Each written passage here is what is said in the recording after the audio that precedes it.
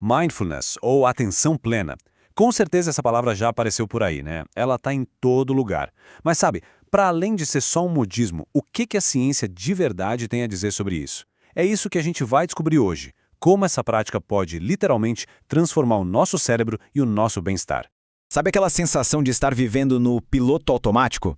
Pois é, se isso soa familiar, é porque é uma experiência super comum, quase universal. É a nossa mente funcionando no que os cientistas chamam de modo piloto automático. Um estado em que os pensamentos parecem ganhar vida própria, sabe? Ficam pulando do passado para o futuro e, muitas vezes, a gente nem se dá conta disso. E olha, esse modo mental é super útil, viu? Para coisas do dia a dia, tipo escovar os dentes, dirigir um caminho que a gente já conhece de cor, ajuda muito. O perigo mesmo aparece quando esse piloto automático toma conta da nossa vida emocional. Aí, ele acaba nos prendendo em ciclos de estresse, de ansiedade, de sofrimento, muitas vezes sem a gente nem entender direito por quê. Então, vamos mergulhar um pouco mais fundo nisso. Quais são as consequências reais de passar a maior parte do tempo nesse estado de piloto automático? A grande questão é que ficar ruminando sobre o passado ou se preocupando demais com o futuro não é só algo desconfortável. A ciência já mostrou que esses hábitos da mente são verdadeiros fatores de risco. Eles alimentam a ansiedade, podem trazer de volta tristezas antigas e, com isso, aumentar o risco de recaídas em casos de depressão. Ok, então se viver nesse piloto automático é o problema, como é que a gente faz para assumir o controle? Bom, a resposta pode estar em cultivar uma qualidade de atenção que, na verdade, todo mundo já tem, o mindfulness. Essa definição aí é do Jon Kabat-Zinn, um dos caras que foi pioneiro em trazer o mindfulness para a medicina ocidental. Parece simples, né? Mas presta atenção nas palavras-chave: intencional, momento presente e, principalmente, sem julgamento. Basicamente, a prática toda se apoia em 3 pilares. Primeiro, a intenção, ou seja, o propósito de estar presente. Depois, a atenção, que é observar diretamente o que está acontecendo. E talvez o mais crucial de todos, uma atitude de curiosidade, de gentileza, em vez daquela autocrítica que a gente conhece tão bem, né?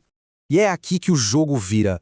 A grande sacada não é tentar silenciar a mente, mas sim mudar a nossa relação com o que acontece nela. É aprender a olhar para os nossos pensamentos e emoções como, sei lá, nuvens passando no céu, eventos temporários, e não verdades absolutas sobre quem somos. Pensa assim, é a diferença entre ser arrastado pela tempestade e poder observar a tempestade de um lugar seguro. E o mais incrível é que essa mudança não é só uma metáfora bonita, não. A neurociência tem mostrado que, com a prática consistente, é possível literalmente reprogramar o nosso cérebro. Olha só, estudos com exames de imagem do cérebro mostram que a prática mexe diretamente com 3 sistemas super importantes.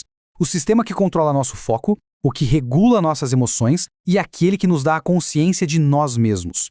E agora vem uma das descobertas mais legais. A prática de mindfulness consegue diminuir a atividade justamente naquela rede do cérebro que é responsável por fazer a gente devagar, ficar remoendo pensamentos, ou seja, a rede do nosso piloto automático. Dá uma olhada nisso aqui, que fica bem claro. Do lado esquerdo, a gente tem a rede de modo padrão, ou DMN, superativa.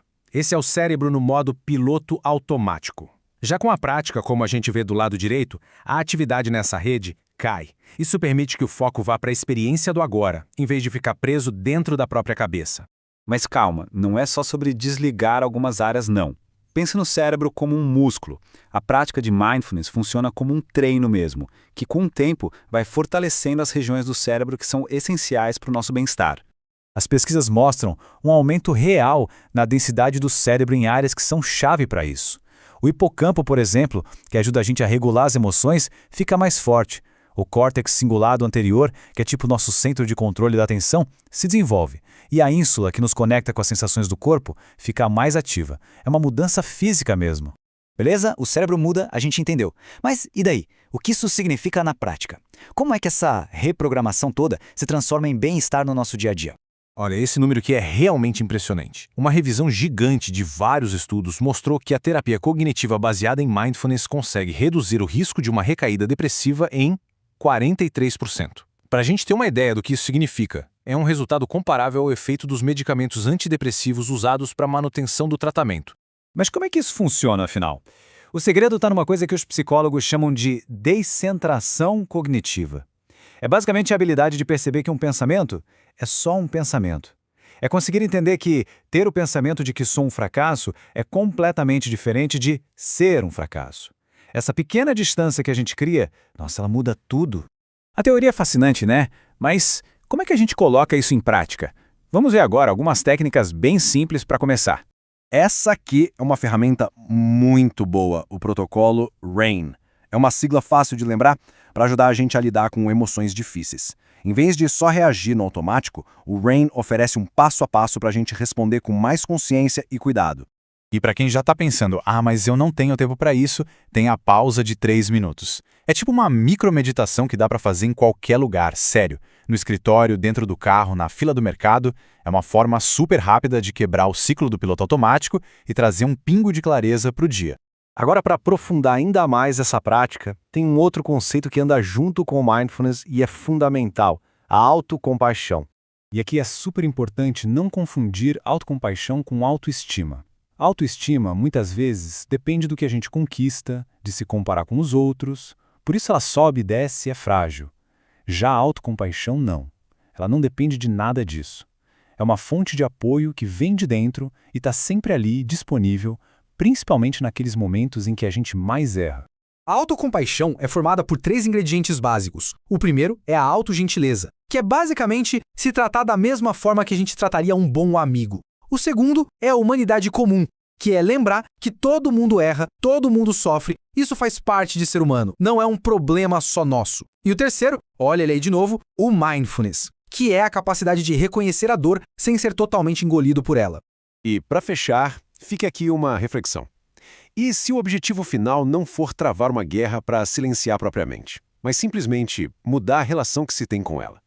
Talvez a verdadeira liberdade não esteja em vencer essa batalha, mas sim em aprender a conviver com os próprios pensamentos de uma forma mais sábia e, principalmente, mais gentil.